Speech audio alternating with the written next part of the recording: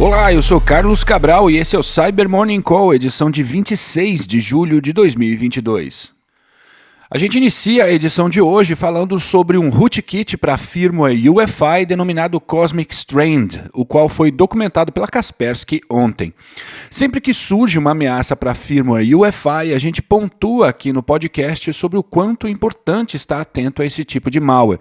Isso porque tomar o controle do firmware UEFI é algo que permite controlar a máquina da vítima em um âmbito anterior à inicialização do sistema operacional, burlando mecanismos de segurança.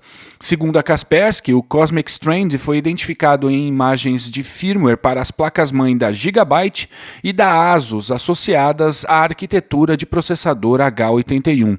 Isso sugere que uma vulnerabilidade comum a essas duas tecnologias foi abusada para a instalação desse rootkit. Apesar de não ter identificado o método de infecção inicial, os pesquisadores puderam observar que o rootkit cria chamadas que permitem a modificação do mecanismo que aciona o kernel do Windows antes que esse seja executado. Dessa maneira, quando o sistema for carregado, o malware insere código na memória e se comunica com o servidor de comando e controle para baixar outros payloads na máquina da vítima. E a Atlassian, fabricante do Confluence, divulgou uma atualização sobre a vulnerabilidade CVE 2022-26138 que a gente abordou no Cyber Morning Call do dia 21 e que consiste em um usuário com senha hard-coded no aplicativo Questions for Confluence. No novo comunicado, a empresa diz que após a vulnerabilidade se tornar pública, há um grande potencial de que ela seja usada em ataques, pois não demanda qualquer complexidade técnica. Essencialmente, basta saber a senha. Por isso, a fabricante recomenda desabilitar ou remover a conta Disabled System User na plataforma. E pesquisadores da Clarity publicaram ontem os detalhes sobre duas vulnerabilidades no MDM da FileWave. MDMs, ou Mobile Device Management, são sistemas corporativos para o gerenciamento de dispositivos móveis, de modo a mantê-los com as mesmas configurações, aplicativos e atualizações. As falhas foram catalogadas como CVE 2022-34907 e CVE 2022-34906. A primeira permite que um atacante remoto consiga burlar o processo de autenticação do FileWave e escalar privilégios, de modo a controlar a plataforma. Já a segunda consiste em uma chave criptográfica hard-coded no agendador de tarefas do sistema, que, se utilizada, possibilita a um adversário fazer requisições específicas no formato HTTP que também tornariam possível exercer controle total do FileWave. Se um adversário controla um MDM, conceitualmente ele poderia controlar os celulares e tablets que o MDM controla, de modo que, se sua empresa possui o produto da FileWave, é muito importante mantê-lo atualizado.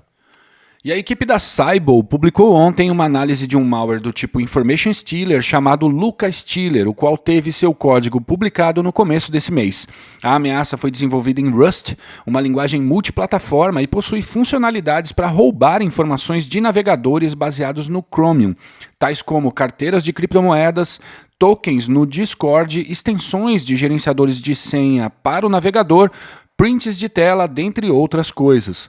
Os autores do estudo afirmam que após a publicação já foram observadas 25 amostras de InfoStealers baseadas no código do Luca Stealer, o que demonstra um movimento de proliferação de novas ameaças com origem nesse malware. Uma situação semelhante ao que já aconteceu com ameaças baseadas na botnet Mirai, que teve seu código publicado em 2016, o qual ainda gera novas variantes até hoje. E criminosos estão explorando uma vulnerabilidade recente no sistema de e-commerce PrestaShop, de modo a instalar skimmers para o roubo de dados de cartões de pagamento e outras informações sensíveis. Originalmente, os skimmers, também chamados aqui no Brasil como chupacabras, são equipamentos instalados em caixas eletrônicos e dispositivos de pagamento, os quais são preparados para roubar os dados de cartão das vítimas.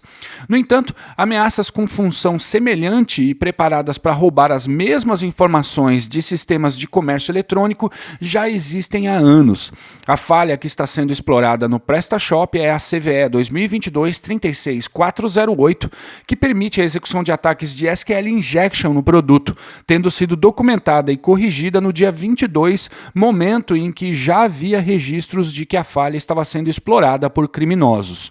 Então, se sua empresa usa o PrestaShop, é importante atualizá-lo para a versão 1.7.8.5. 2.7. E é isso por hoje, obrigado por ouvirem o Cyber Morning Call e tenham um bom dia. Você ouviu o Cyber Morning Call, o podcast de cibersegurança da Tempest. Nos siga em seu tocador de podcast para ter acesso a um novo episódio a cada dia. E para saber mais sobre a Tempest, nos siga no Instagram, Twitter e LinkedIn ou acesse www.tempest.com.br.